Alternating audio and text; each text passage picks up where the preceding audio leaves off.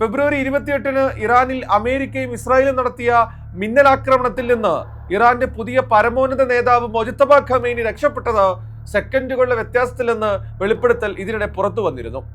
താമസ സമുച്ചയത്തിൽ നിന്ന് മൊജ്തബ പുറത്തിറങ്ങിയ നിമിഷങ്ങൾക്കകം മിസൈലുകൾ കെട്ടിടത്തിൽ പതിക്കുകയായിരുന്നുവെന്ന് ബ്രിട്ടീഷ് മാധ്യമമായ ടെലിഗ്രാഫ് റിപ്പോർട്ട് ചെയ്തു.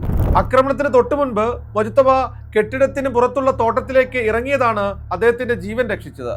ഖമേനിയുടെ ഓഫീസിലെ പ്രോട്ടോകോൾ മേധാവി മസഹർ ഹുസൈനി ഉദ്യോഗസ്ഥരോട് സംസാരിക്കുന്ന ചോർന്ന ഓഡിയോ രേഖകളെ ഉദ്ധരിച്ചാണ് റിപ്പോർട്ട് പുറത്തു വന്നിരിക്കുന്നത്.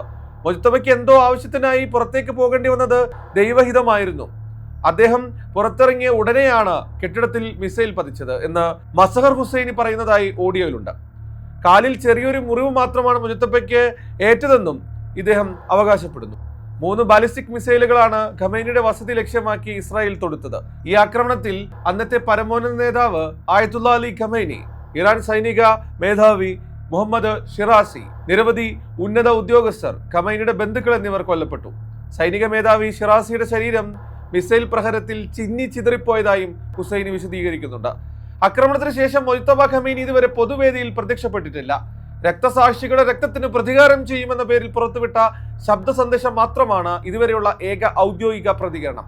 മൊജ്തബ അതീവ ഗുരുതരാവസ്ഥയിലാണെന്നും ചികിത്സയ്ക്കായി മോസ്കോയിലേക്ക് മാറ്റിയെന്നുമുള്ള വാർത്തകൾക്കിടയിലാണ് അദ്ദേഹത്തിന് നിസ്സാര പരിക്കേറ്റിട്ടേ ഉള്ളൂ എന്ന പുതിയ വെളിപ്പെടുത്തൽ പുറത്തു വരുന്നത്. നേതാവിനെ നേരിട്ട് കാണാത്തത് ഇറാഖിലും ഇറാനിലുമുള്ള അനുയായികൾക്കിടയിൽ വലിയ ആശങ്കയ്ക്ക് കാരണമായിട്ടുണ്ട്.